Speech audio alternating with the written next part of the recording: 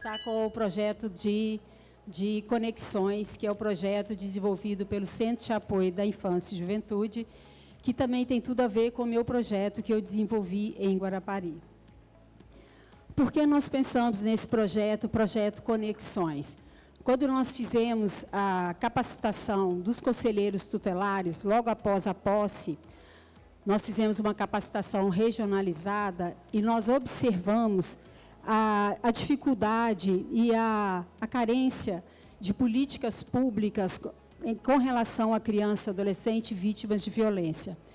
A Lei 13.431, ela entrou em vigor mesmo, ela é de 2017, entrou em vigor em 2018 e trata, né, da escuta da criança e do adolescente vítimas e testemunha de violência. E a gente observou que os municípios não estavam preparados na época dessa capacitação. Então, o que nós pensamos? Nós estamos já hoje em 2025, o projeto começou em 2024, é um projeto de 2 anos. Nós pensamos, nós precisamos de ajudar os municípios e os colegas que estão com várias atribuições para implantar e fomentar a escuta da criança, a escuta qualificada de uma criança em todos os municípios. Então, o que fizemos? Então, o objetivo foi esse, né, impulsionar, por meio do apoio técnico do Centro de Apoio, a implementação desses comitês. Fizemos um diagnóstico prévio em todos os municípios, com todos os conselhos municipais de direitos da criança e adolescente, e observamos que pouquíssimos tinham comitê formado. A Lei 13.431, ela diz que uma criança ou um adolescente só pode ser ouvida por meio de escuta e depoimento especial, e que a iniciativa de fomentar todo o acolhimento da criança seriam dos comitês. E nós tínhamos muito poucos municípios com comitê. Então, o que fizemos? Aqueles municípios, fizemos o projeto para todo o Estado. Ele é um projeto de 2 anos, que a gente tem quase certeza que a gente vai conseguir cumprir. E selecionamos, a princípio, 7 municípios que tinham nos demandado no CAIJ com relação a essa temática. E aí os municípios são Anchieta, Boa Esperança, Domingos Martins, Dores do Rio Preto, Mimoso do Sul, Piúma e Viana. Posteriormente, os colegas foram até o Centro de Apoio e solicitaram que também fossem incluídos, que foi Pinheiros, Castelo e Marataízes. E aí, com relação a esses municípios, deixa eu passar aqui, com relação... Gente, mas é difícil, hein?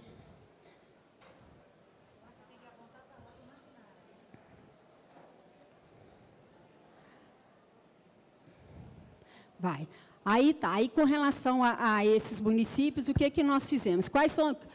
Como é que o projeto ele se desenvolve? Qual é a etapa? Primeiro, a gente faz o contato com o promotor, né? O promotor ele vai aderir ao projeto. E a primeira etapa, então, a nossa equipe do Centro de Apoio, eu falo equipe, mas somos só 2, né? 2 assistentes sociais e 2 assessores que nos ajudam.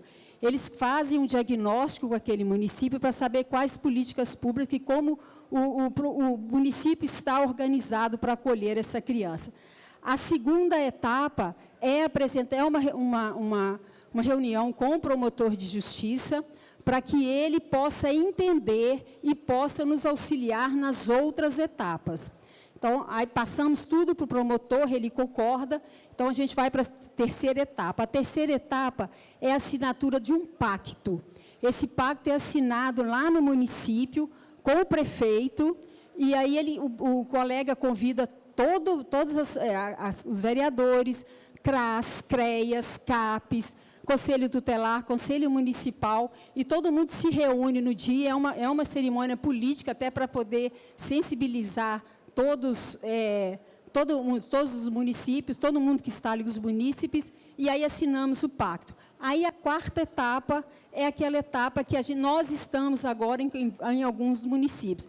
É a etapa em que o Centro de Apoio, junto com a equipe, junto com o promotor natural, nós vamos auxiliar ao município para que ele possa elaborar o seu fluxo de acolhimento dessas crianças. E aí... Nossa, é difícil passar. E aí, quais são as obrigações do município? Com o gestor, nesse dia, ele assume esse compromisso criação do comitê, mapeamento e diagnóstico do município, estabelecimento de uma troca de informações. A gente precisa que o município se organize com um sistema, porque os relatórios precisam de ser compartilhados, para que não haja revitimização, capacitação das pessoas e, por fim, a criação do fluxo. E a gente conversa muito com a rede que não existe cola e copia, porque cada município tem a sua especificidade. Então, cada município tem o seu equipamento, então nós precisamos que cada município elabore o seu fluxo de atendimento. E, depois disso tudo pactuado, nós assinamos os pactos, né? Então, quais são os municípios que nós já assinamos o pacto? Viana foi o primeiro município que nós assinamos o pacto. Depois, nós assinamos o pacto com Mimoso do Sul. Mimoso do Sul tem uma particularidade bem interessante, que nós assinamos o pacto e o município conseguiu se articular de uma forma bem interessante, e o Mimoso do Sul avançou bastante, né? Agradecer até a nossa colega Maída, que está aqui, porque hoje a gente já tem o fluxo pronto em Mimoso e ele já está funcionando. Depois nós assinamos com Boa Esperança, e também assinamos com Anchieta. Foi o último pacto que nós assinamos, e aí vocês observam, né? É todo mundo junto, numa cerimônia bem interessante, porque há o compromisso com o prefeito naquele momento. E, por fim, eu queria deixar aqui para vocês, nós temos, né, aqueles colegas, a gente tem certeza que todo mundo vai se engajar nesse projeto, e a gente tem o CNMP, faz parte do planejamento estratégico, tanto do CNMP quanto do nosso Ministério Público, e tanto do Centro de Apoio, que todos os municípios tenham esse comitê e que estejam prontos para acolher uma criança e um adolescente vítima de testemunha. Então, o projeto é nesse sentido.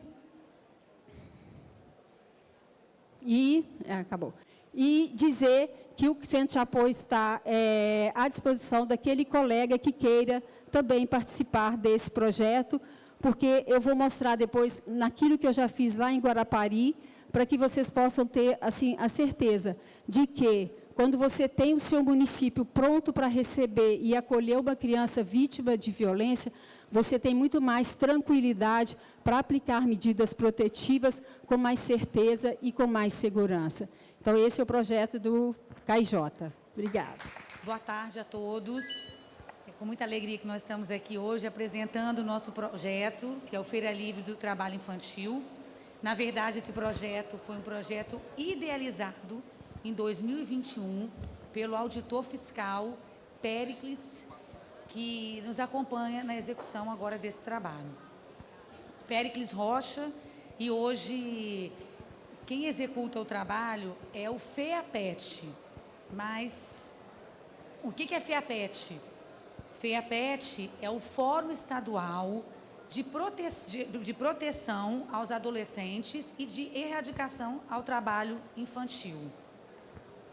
No âmbito do Ministério Público, participam desse fórum o Núcleo da Juventude e o Centro de Apoio da Infância e da Juventude. A importância da realização desse trabalho é a interlocução entre os diversos setores. E essa articulação também, ela resulta numa celeridade na adoção das providências necessárias no resguardo dos direitos e interesses das crianças, dos adolescentes e dos jovens. Então, hoje, participam da Feira Livre o Ministério Público Estadual, o Ministério Público do Trabalho, a Polícia Civil, a Polícia Militar, o TRT, a Auditoria Fiscal, além das secretarias de Educação, Secretaria de Ação Social e Secretaria de Saúde. A execução da Feira Livre ocorre nos finais de semana, bem cedo, nós comparecemos na feira, armamos a nossa barraca e depois adentramos na feira em busca dos adolescentes e dos jovens que se encontram trabalhando na feira. Em seguida, nós realizamos um diálogo com esses adolescentes e jovens, convidamos aqueles que têm interesse a se deslocarem à nossa barraca. E aí, os jovens, os adolescentes e jovens com mais de 14 anos, a eles é ofertada a possibilidade de iniciarem a aprendizagem. E as crianças, nós realizamos um diálogo com essas crianças e, posteriormente, elas são encaminhadas às secretarias de assistência social, de saúde e de educação, que realizarão um cadastro dessas crianças e, posteriormente, também farão uma articulação com as famílias das crianças. Então, é importante que se tenha em mente que o encaminhamento dos adolescentes para encaminhamento desses adolescentes para a aprendizagem, eles precisam de contar com 14 anos e estar em situação de vulnerabilidade. Normalmente, a gente já identifica de plano aqueles que estão estudando na escola pública. Eu vou agora passar para a Valéria, que vai complementar aqui a fala.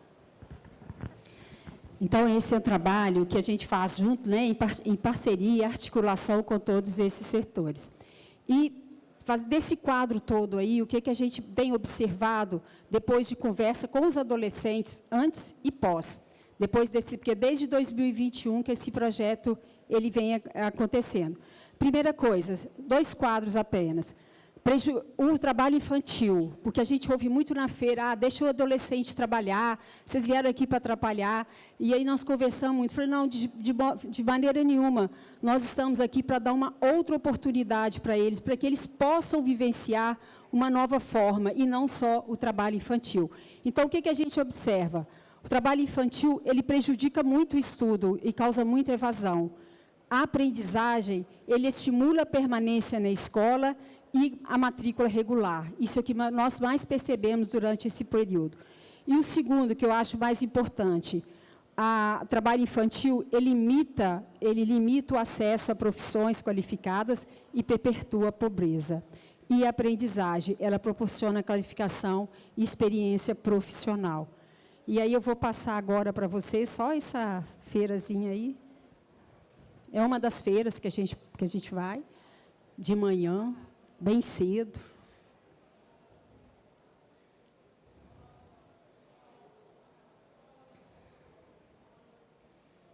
Essa é quando a gente faz a conversa com os pais, com a criança, com o adolescente, oferece a eles essa possibilidade. Para o próximo ano, a gente vai tentar mudar essa camisa, que essa camisa ela é bem... As pessoas criticam muito. Então, nós vamos mudar essa camisa para o próximo ano. E aí, as crianças vão nessa mesa aí, recebem uma cesta com alimentação. E é isso aí. Essa é a turma que vai do trabalho infantil. O que a gente observa com relação às crianças? Depois, a gente conversa com alguns que estão lá e que já fazem aprendizagem, e eles falam que como mudou a vida.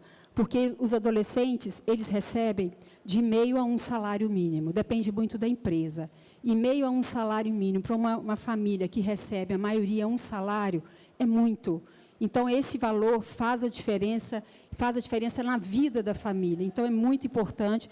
E nós temos hoje, gente, muitas vagas para adolescentes vulneráveis. Quem tiver adolescente que souber que trabalhar, é só encaminhar para o NEJU, que nós estamos inserindo esses adolescentes. Isso aí é outra da feira. Esse aqui é um evento que nós participamos, Fernando aí também.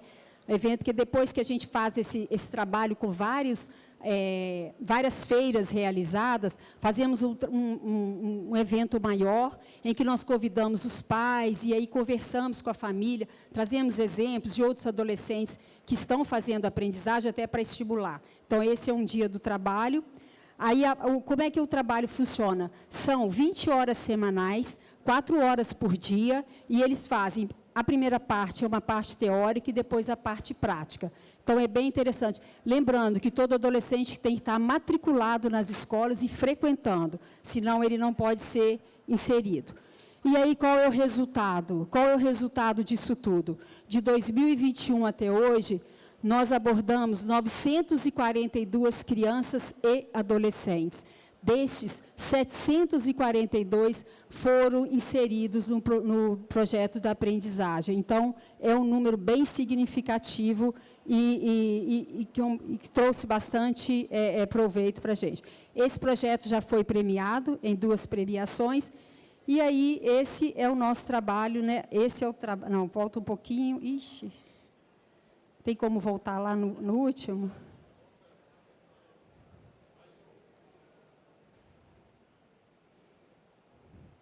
Aí. Mas não está andando, tinha que andar. Só colocar o play. Tá indo.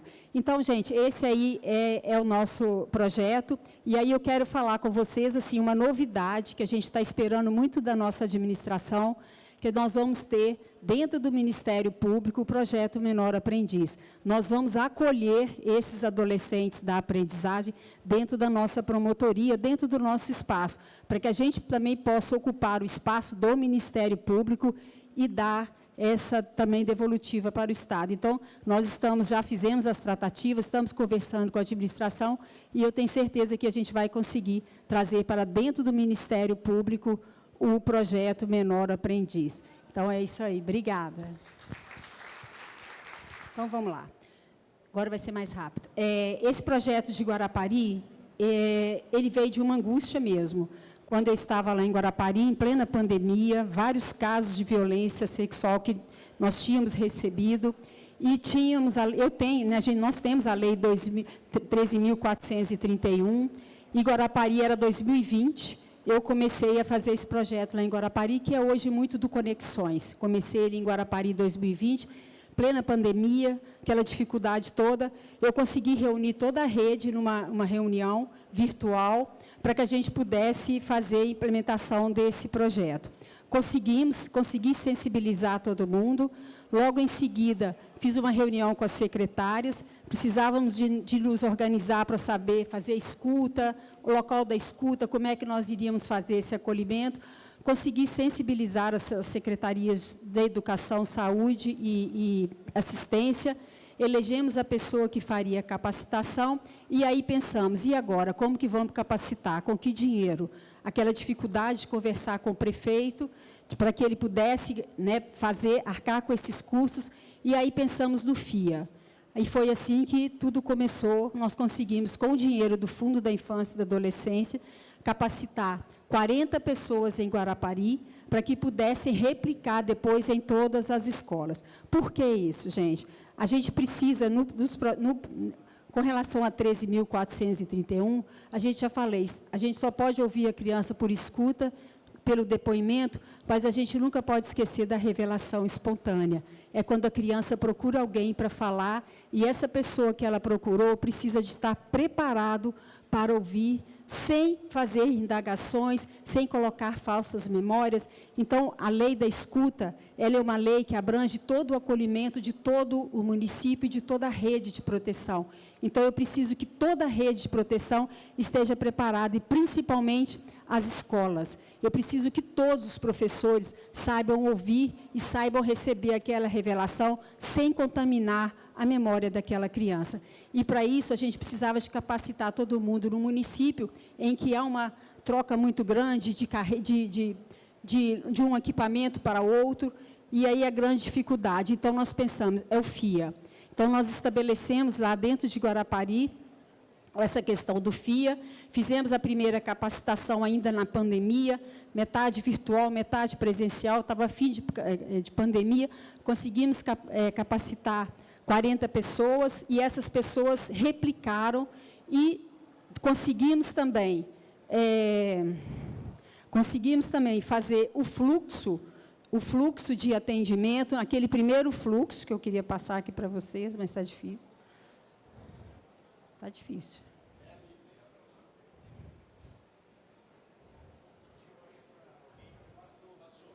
Passou. Tá, mas já estamos pulando.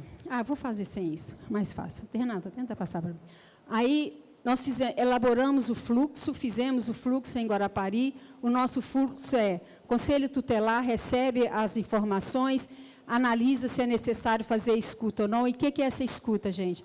Nessa capacitação, nós capacitamos duas pessoas dentro do protocolo para falar com uma criança, caso aquela criança apresente comportamento e não fale nada.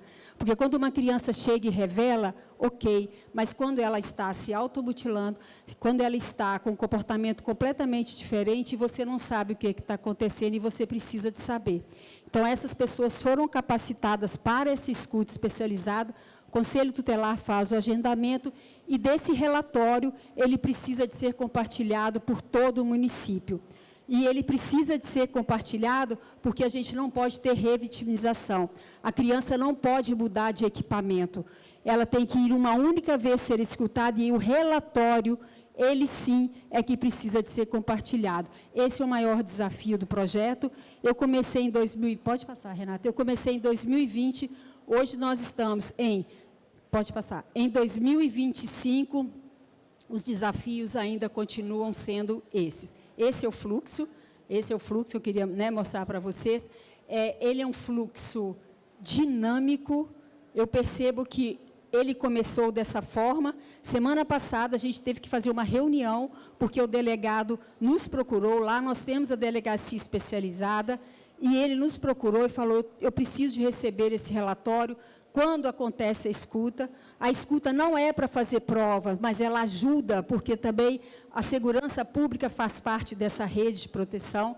E aí, esse relatório ele precisava de receber para não revitimizar a criança. Aí mudamos todo o fluxo, então ele é dinâmico. Por isso é que cada município precisa de ter o seu. Eu tenho DPCA, mas o meu vizinho pode não ter DPCA. Então, cada um tem que fazer o seu fluxo.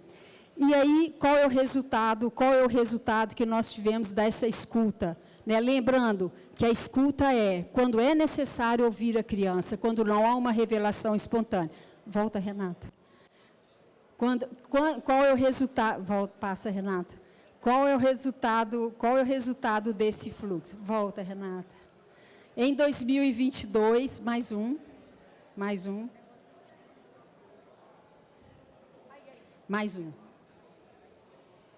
Aí, deixa aí. Qual é o resultado, gente? Em 2022, 27 crianças foram escutadas, em 2023, 48, e 2024, 32 crianças. E em 2025, 18 crianças já foram escutadas. Pode passar? E terminando já, por que isso, gente? Por ela escuta. E porque hoje eu me sinto mais tranquila e eu me sinto mais... É mais fácil o trabalho para o promotor de justiça quando você recebe no Ministério Público um relatório feito por uma pessoa com capacitação, que ouviu aquela criança dentro do protocolo. Eu tenho muito mais segurança hoje de pedir o afastamento do pai, o afastamento do padrasto, encaminhar para o meu colega da criminal para pedir a prisão preventiva, se eu tenho um relatório muito mais seguro. Porque antes eu não tinha isso, eu ficava, será que esse relatório, o Conselho Tutelar, ele, às vezes, não é capacitado, você recebe apenas o relatório do Conselho e fala, e aí, será que é isso mesmo? Hoje não. Hoje eu tenho uma escuta especializada, feita por uma pessoa que foi capacitada para isso, eu tenho um relatório que eu posso confiar. É passível de erros? Claro que é, mas eu tenho muito mais confiança hoje de fazer um pedido de medida protetiva com esse relatório. Então, é esse que eu acho que é o que mais acolhe e aquilo que mais dá tranquilidade quando você, enquanto promotor de justiça, e também enquanto com relação à rede de proteção. Hoje eu percebo que a rede é mais segura. Desafios, terminando já, pode passar, desafios e pontos positivos. Pontos positivos seria esse que eu falei, desafios. A rede está constantemente mudando, constantemente você tem que tomar conta daquela situação para que você possa capacitar todas as pessoas. Então, é isso aí, esse é o projeto do município, daquele projeto do Conexões, é a vontade do Centro de Apoio, que a gente consiga, que todo município tenha essa rede para acolher crianças vítimas de violência. Boa tarde, colegas. Esse é um projeto do NEJU Sul, que é o subnúcleo do NEJU na região sul. E o objetivo desse projeto é a identificação de talentos, né, de adolescentes e jovens, baseado no Estatuto da Juventude. A gente fala pouco do Estatuto da Juventude, né, a gente fala muito do Estatuto da Criança e do Adolescente, mas existe o Estatuto da Juventude, e o público é de 15 a 29 anos, são vários direitos e deveres também, tanto do poder público, né, de todos nós, da sociedade, e um deles é o direito à profissionalização, a oportunidades, à participação, ao protagonismo da juventude. Então, esse projeto é um projeto novo e visa justamente isso, né, esse protagonismo. Passando aqui, né? Pode passar para mim. Os objetivos do projeto é mapear os sonhos e talentos de adolescentes e jovens. Isso é feito através do olhar das pessoas que convivem com esses adolescentes e jovens, da família, da comunidade escolar. Se o adolescente jovem estiver dentro de uma unidade de internação, é feito pela equipe técnica, né? Normalmente pelos os assistentes sociais, os pedagogos. A partir disso, a gente constrói um projeto de vida personalizado para fortalecer o protagonismo e a autonomia desse jovem. Né? Esse projeto de vida ele é feito de forma individualizada, de acordo com esse talento que o adolescente e o jovem vai indicar ou vai demonstrar. E o objetivo principal é a formação continuada e o acesso à profissionalização, ao trabalho e à renda. A metodologia. São feitas oficinas de autoconhecimento, justamente para diagnosticar os sonhos e os talentos.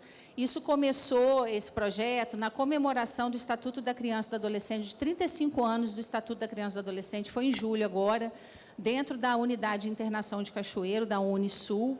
A promotoria, a gente teve a ideia de fazer, a gente fez um levantamento com todos os adolescentes internados, adolescentes e jovens, para que, se eles pudessem indicar hoje qual a profissão, de acordo com o talento deles, que eles gostariam de exercer, eles falassem, indicassem para a gente. E aí eles indicaram, a gente jogou a foto, a gente pegou uma foto atual do adolescente e do jovem, colocamos na inteligência artificial, e aí a gente conseguiu projetá-los idêntico, ficou muito bacana, até as tatuagens, assim, eles ficaram encantados quando eles olharam as fotos com a profissão que eles gostariam de exercer, e no finalzinho da foto, a gente imprimiu em papel fotografia, colocamos dentro de um envelope, colocamos um chocolate talento para poder simbolizar esse talento, e no finalzinho da foto tinha escrito assim, o seu lugar no mundo já existe e espera por você.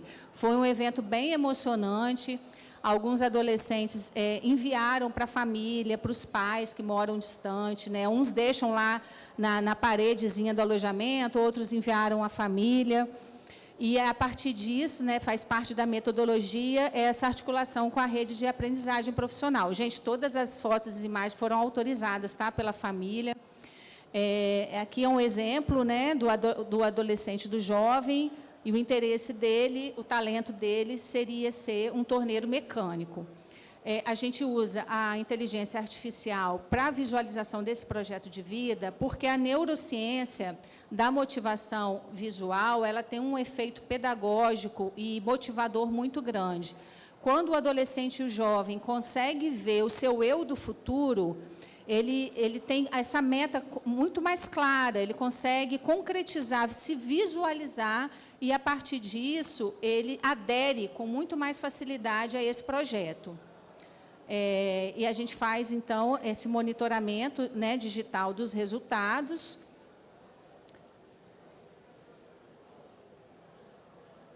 A profissionalização e a empregabilidade. As trilhas formativas de letramento digital, as trilhas formativas são justamente o caminho que é estabelecido dentro desse projeto, é o fluxo.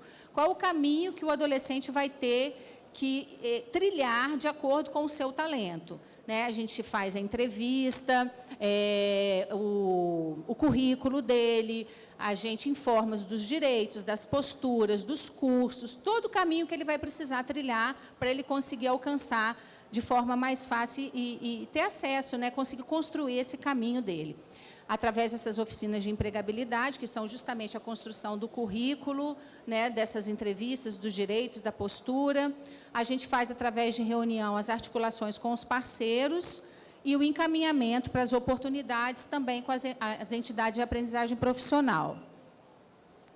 Os resultados esperados são esses jovens sendo atendidos e os seus talentos reconhecidos, a redução da evasão escolar, porque o adolescente e o jovem precisa estar estudando para conseguir ter acesso à aprendizagem profissional, a redução da infracionalidade, porque a partir do momento que ele consegue ser inserido dentro da aprendizagem profissional ou do mercado de trabalho ou de algum curso, ele, consequentemente, se afasta, né, tem mais chance de se afastar da infracionalidade e da reincidência.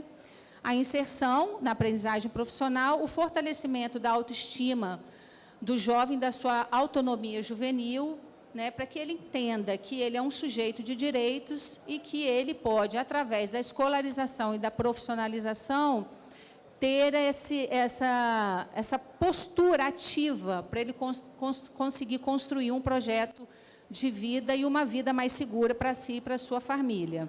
A ideia é a formação ser continuada, ela não se exaurir apenas com uma aprendizagem profissional, mas a formação continuada com monitoramento de 18 meses pelo NEJUSul.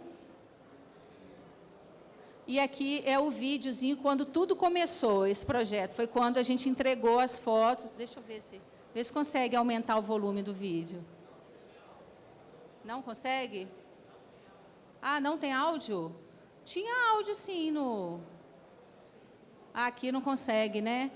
Aí ele fala no áudio que ele gostou porque tem a tatuagem no pescoço igual a que ele recebeu. E foi muito bacana, assim, esse momento, quando eles... É impressionante, parece uma coisa pequena, mas quando eles conseguiram se visualizar com as profissões, assim, são diversas profissões, né? A maioria, a maioria quer ser barbeiro, assim, tinha muitos querendo ser barbeiro, está na moda entre os jovens, os cortes de cabelo, mas tinha várias profissões e foi muito emocionante. Então, assim, é o uso da inteligência artificial, né, para conseguir fazer essa projeção de futuro para os adolescentes e os jovens e a gente ajudar, o Ministério Público, através do NEJU, na criação desse fluxo, identificação desse talento, união com a rede de apoio e com a aprendizagem profissional para que eles possam, enfim, conseguir construir uma vida melhor, né, para eles e para a família. É isso.